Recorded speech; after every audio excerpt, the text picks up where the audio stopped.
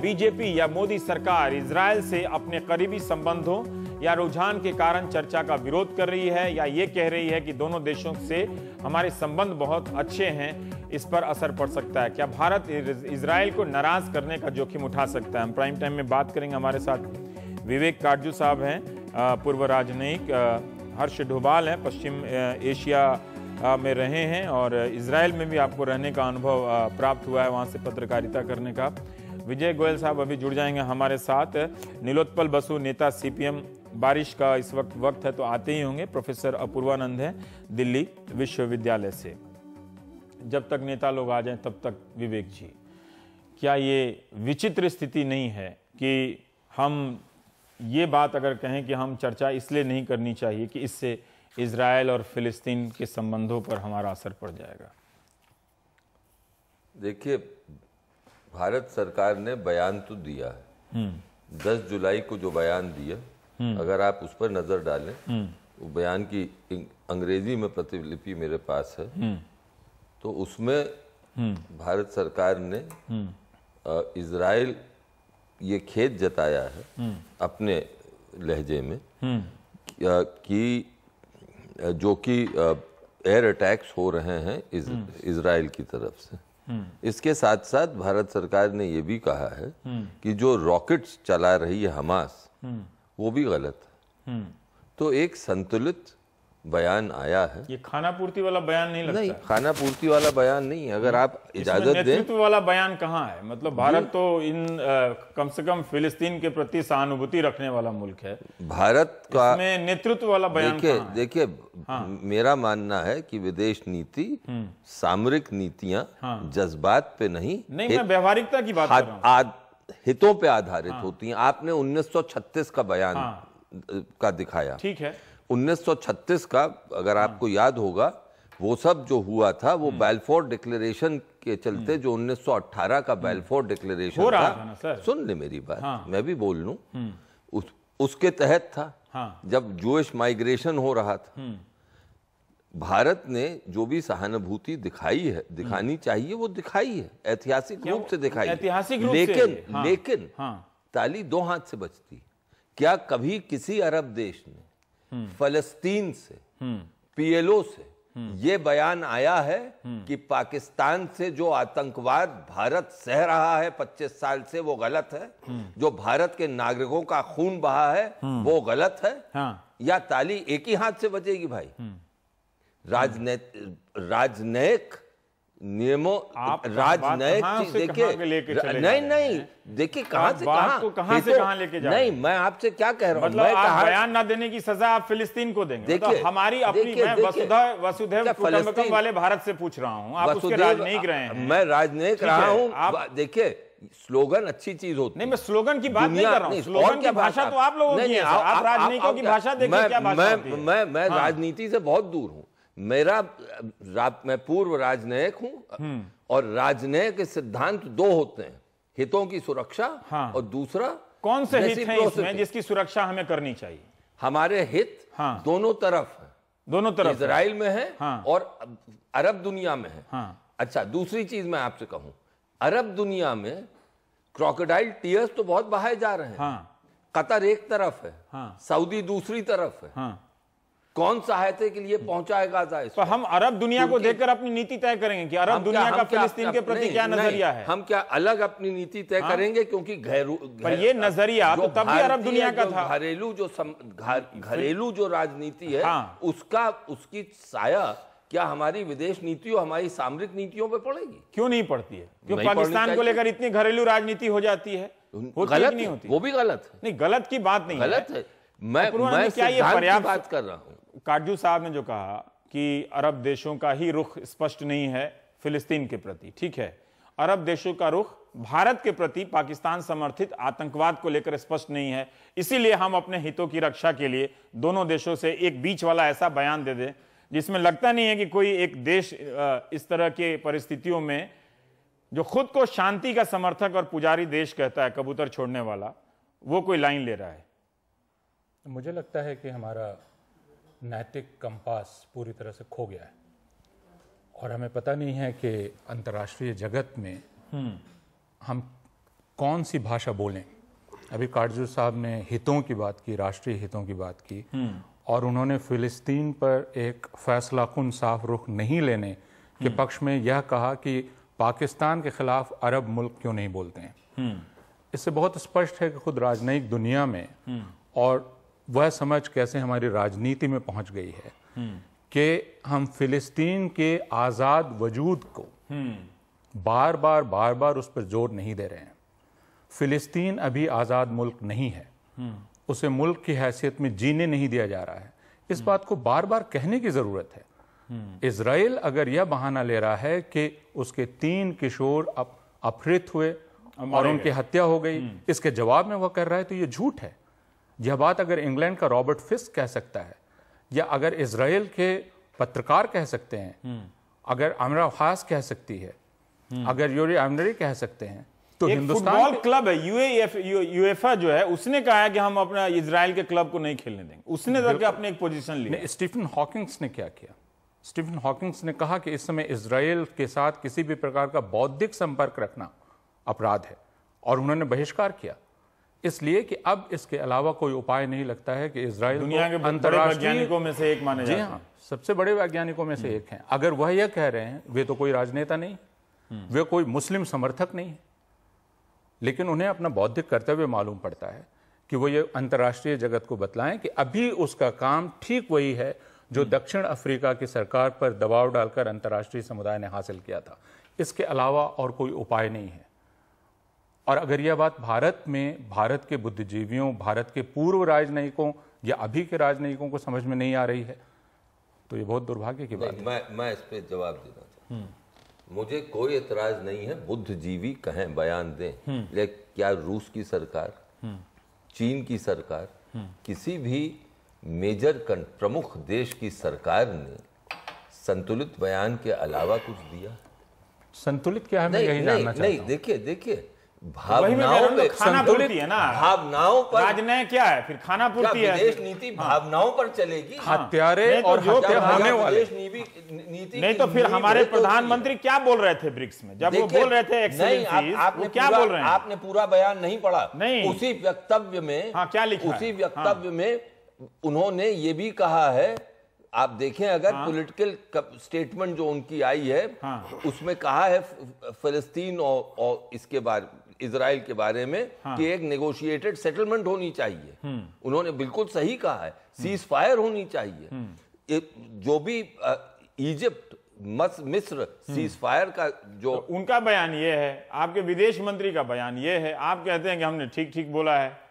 मैं तो चाहता हूं जो अधिकृत बयान है, जो कि विदेश मंत्रालय से आया है, 10 जुलाई को इशू हुआ था, आप पढ़ लीजिए उसको। नहीं, ठीक है, आप कह रहे हैं तो मैं तो आप पढ़ लें अच्छी तरह। मेरे पास मेरा तो मकसद ये है कि अलग अलग विचार आए। मेरा टेक्स्ट, मैं तो इंटरनेशनल कोर्ट हेग का तो जज हूं नहीं। आप सही कह रहे हैं। मेरा बस मत ये है कि इस वक्त अपने हितों की सुरक्षा के लिए, न्याय, अंतर्राष्ट्रीय न्याय तो है, लोग मारे जा रहे हैं, तो क्या हमने बच्चे मारे जा रहे हैं वहां पे, बोको हराम ने, वो कह रहे हैं उसका डिप्टी स्पीकर कि हम अस्पताल पे धावा कर रहे हैं। 800 लोगों, माने युद्ध के भी अपने कुछ नियम बनाए गए हैं। आप सही कह रहे हैं, इंटरनेशनल ह्यूमैनिटेरियन लॉ है, उसका वायलेशन नहीं होना चाहिए। मैं कहां कह रहा हूं उसका वायलेशन हो, लेकिन मैंने आज तक अपने किसी बुद्धिजीवी को यह नहीं कहते सुना कि बोको हराम ने, जो कि अफ्रीका में आतंक मचाया हुआ है, उसके खिलाफ आवाज कड़ी उठाई जाए। क्यों नहीं?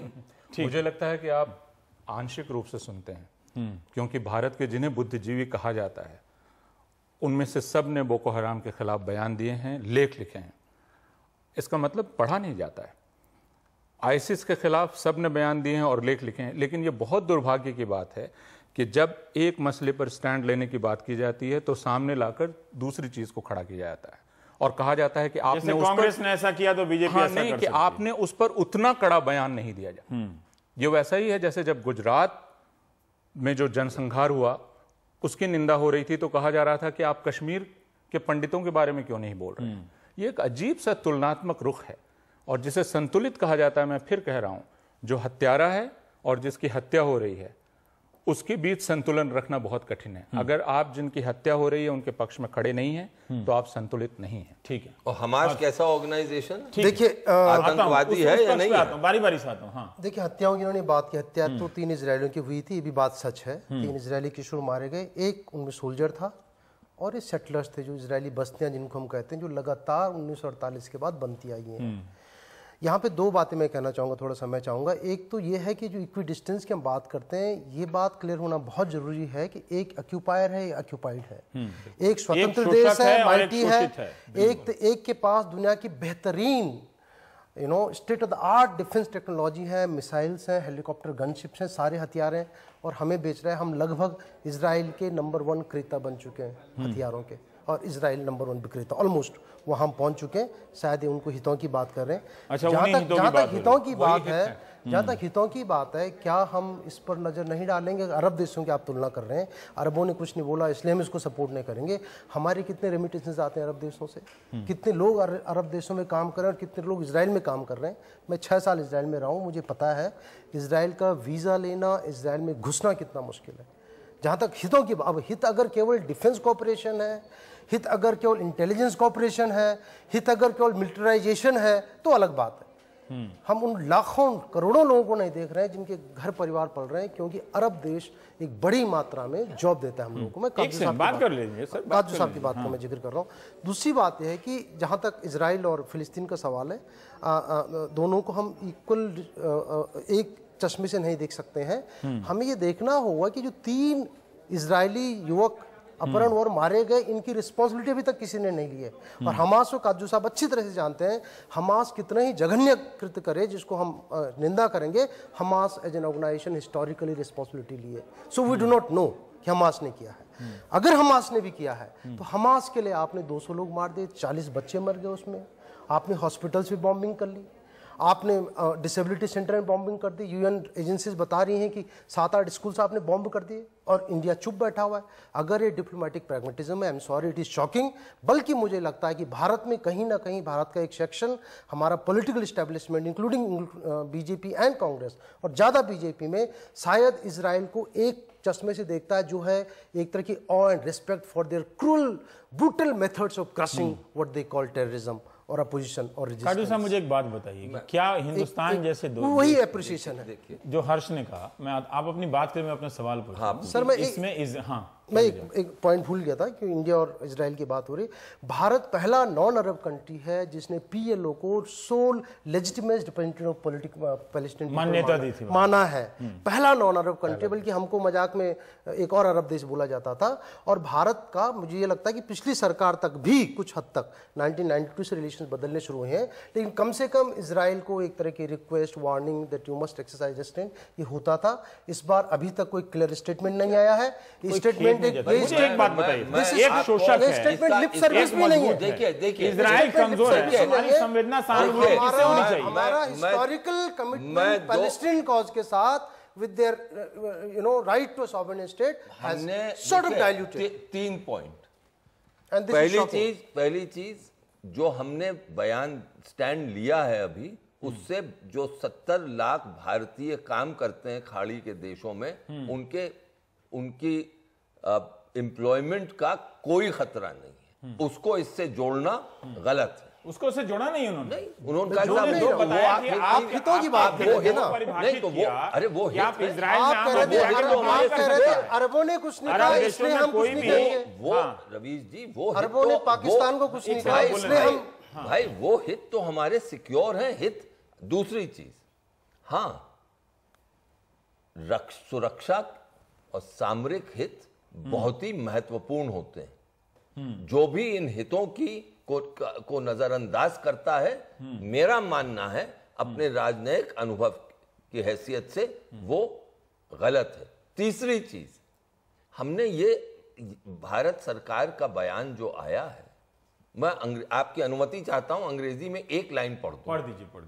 है, India is deeply concerned at the steep escalation of violence between Israel and Palestine. और अब आप शब्द नोट करिए, ठीक है, particularly heavy air strikes in Gaza resulting in tragic loss of civilian lives and heavy damage to property. तो क्या इसमें भारत चिंतित है और इसकी जगह कहे कि वहां पर हमले बंद होना चाहिए, दोनों में क्या हितों में परिवर्तन आ जाता है? देखिए इसमें वही तो मैं कह रहा हूं, ये खाना पूर्ति वाला बयान। इसका संकेत क्या है? इसका संकेत ये है कि इसको बंद करिए आप। इस संकेत में क्यों हम साफ साफ क्यों नहीं कर सकते? एक छोटा सा टुकड़ी सा मुल्क है, उसके साथ अन्याय हो रहा है, वो कमजोर मुल्क है, तो हमारी सहानुभूति किससे होनी चाहिए? हमारी सहानुभूति अपने साथ और अपने हितों के साथ होनी चाहिए, वो सर्वप्रथम। ये आपका ऐतिहासिक रोल रहा है इस हिंदुस्तान का, जिसने भारत का 1930-20 के दशक से उस इलाके के लिए वो अपनी सहानुभूति रखता है। भाई, भारत का ऐतिहासिक रोल ये होना चाहिए कि अपने हितों की सुरक्षा, जो हमारे हितों के साथ है, हम उसका जो साथ गांधी देंगे। जिस फिलिस्तीन के बारे में बात करके जाते थे, प्रधानमंत्री के चेंबर में गांधी की फोटो लगा हुआ है उसमें।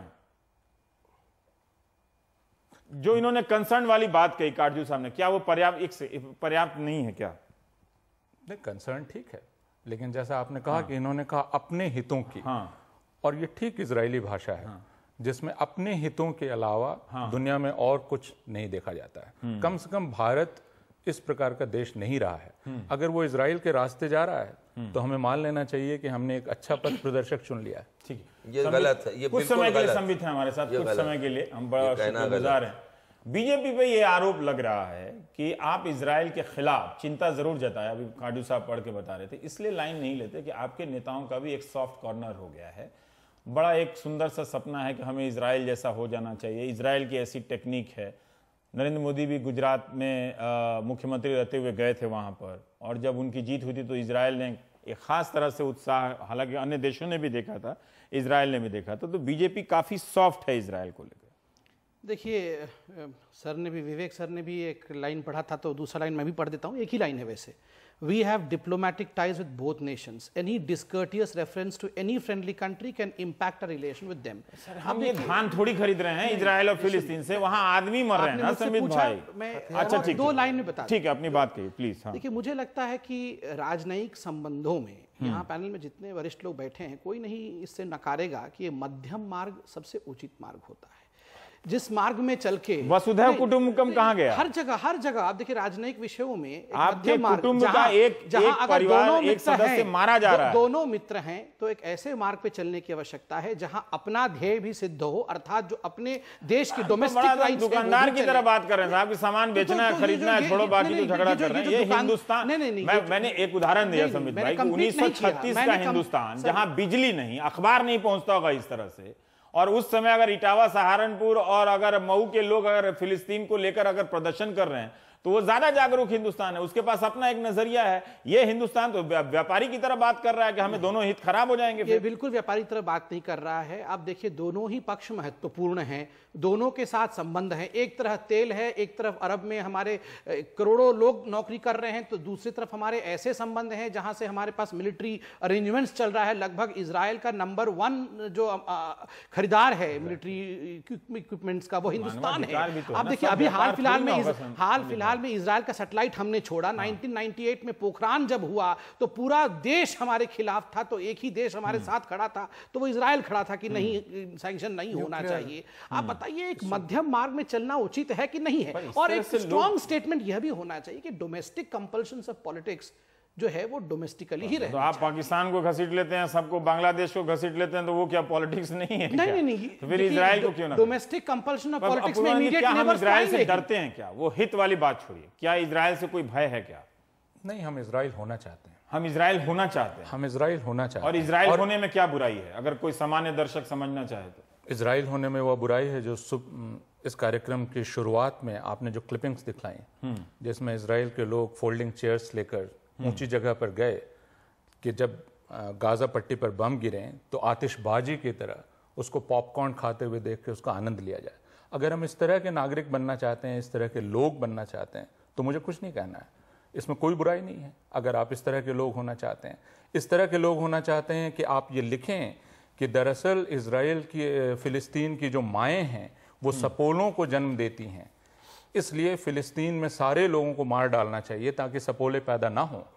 अगर हम इस तरह के लोग होना चाहते हैं, कोई हर्ज नहीं, हम हो जाएं उस तरह के, लेकिन शायद हमने अपने बारे में यह कल्पना नहीं की थी। और मुझे इस बात की बहुत तकलीफ है, मैं सोशल मीडिया पर जो कमेंट्स देखता हूँ वो कमेंट्स इतने भयानक और इतने ख़तरनाक और इतने डरा देने वाले हैं, जिसमें हम लगातार हमारे भीतर की ये इच्छा कौंती रहती है कि हम इजराइल क्यों नहीं हैं, हम क्यों नहीं पाकिस्तान को जाकर रौंद देते हैं, हम क्यों नहीं मुसलमानों को मार डालते हैं।